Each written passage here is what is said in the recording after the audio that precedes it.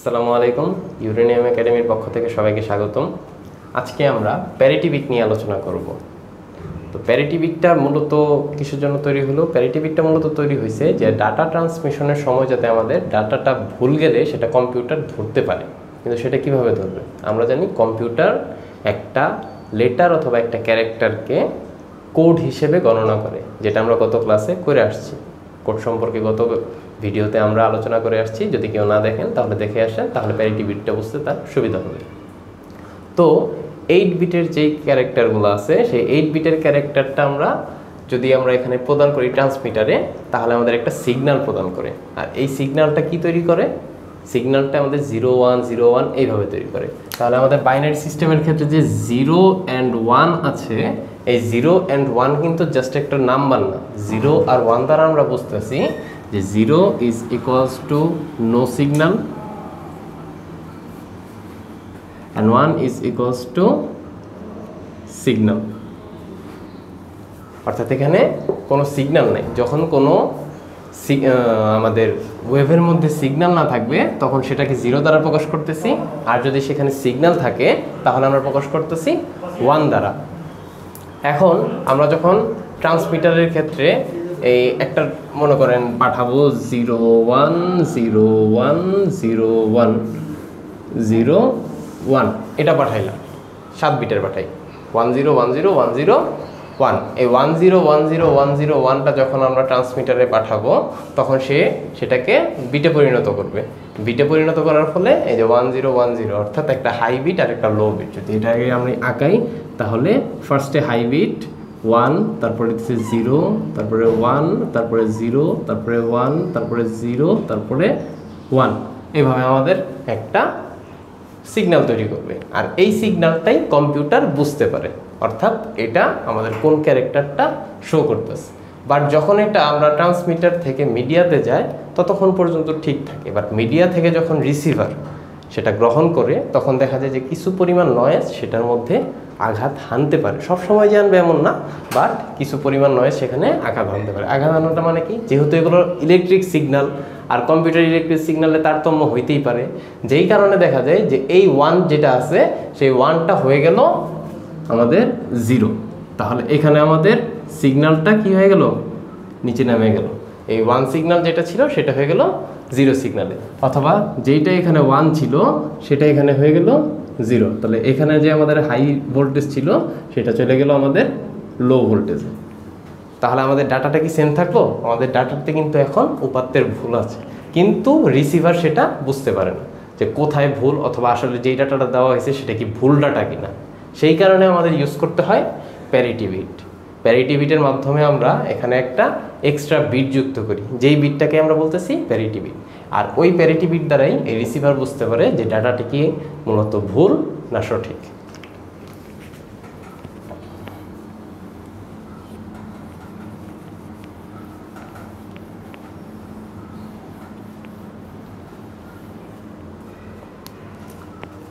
আমরা এখন জানবো প্যারিটি বিট 2 ধরনের হয়ে থাকে। একটা হচ্ছে ইভেন প্যারিটি আর একটা হচ্ছে অড প্যারিটি। তাহলে ইভেন প্যারিটি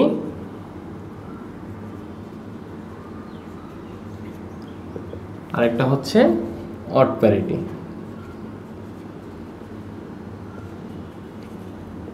ইভেন কথাটা শব্দের অর্থই হচ্ছে জোড়া, আর প্যারিটি মানে তো প্যারিটি বিট থেকে প্যারিটি। তাহলে ইভেন প্যারিটি মানে হচ্ছে সেই জায়গায় জোড় সংখ্যক প্যারিটি থাকবে। জোড় সংখ্যক প্যারিটি বলতে আমরা কি বলছি? একটা সমস্যা নিয়ে আলোচনা করা যাক, তাহলে বিষয়টা আরও সুবিধামতো বোঝা যাবে।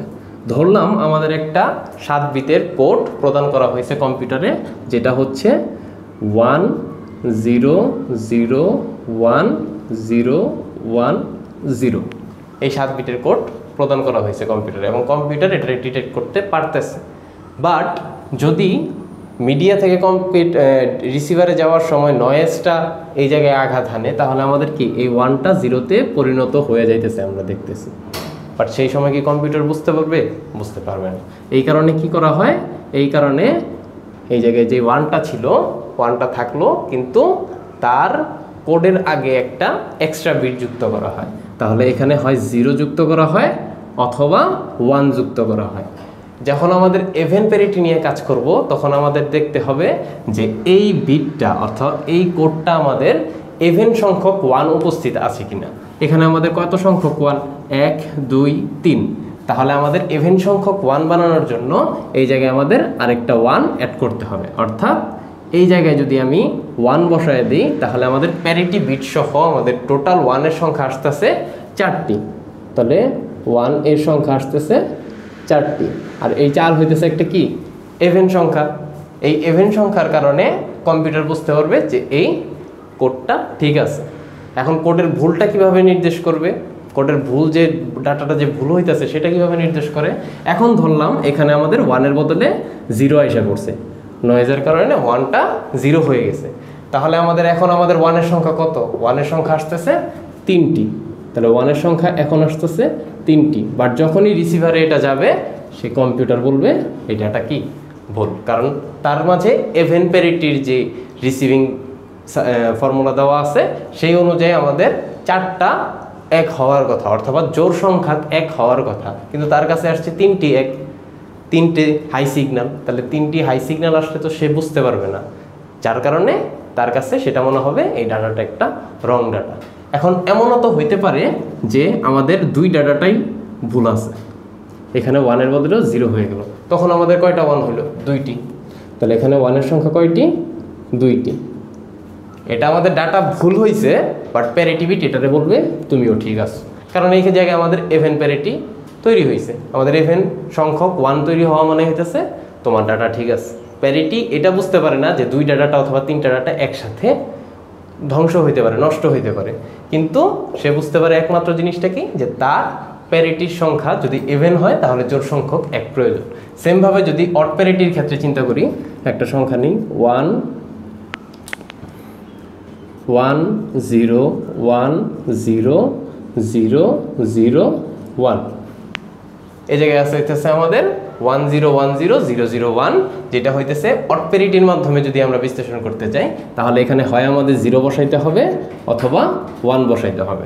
যদি আমাদের 1 বসাই তাহলে আমাদের 4 সংখ্যা 1 সংখ্যা হয়ে যায় 1 2 3, আর এই 1 সহ 4টা। তাহলে 4টা হইলে আমাদের কি, সেটা ইভেন প্যারিটির ক্ষেত্রে, অড প্যারিটির ক্ষেত্রে হয় না। তাহলে অড প্যারিটি বিশ্লেষণ করতে গেলে আমাদের কত লাগবে, বিজোড় সংখ্যক। তাহলে 3টার জন্য আমাদের এখানে যখন আমরা সিগন্যালটা প্রদান করব এখানে আমাদের 0 প্রদান করা হয়। তাহলে 0 যখন প্রদান করা হবে সেটা কি, আমাদের 1 এর সংখ্যা আসতেছে এখানে 3টি।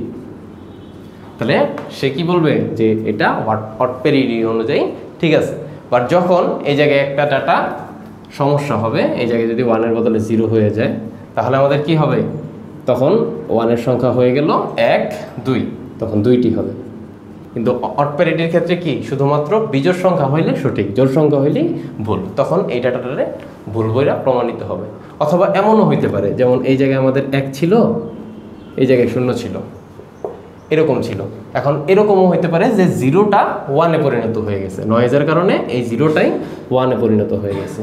যদি একটা ডাটা পরিবর্তন হয় তাহলে কি হইতেছে 1 1 1 1, 4টা 1, তাহলে 1 এর সংখ্যা আসতেছে 4টি।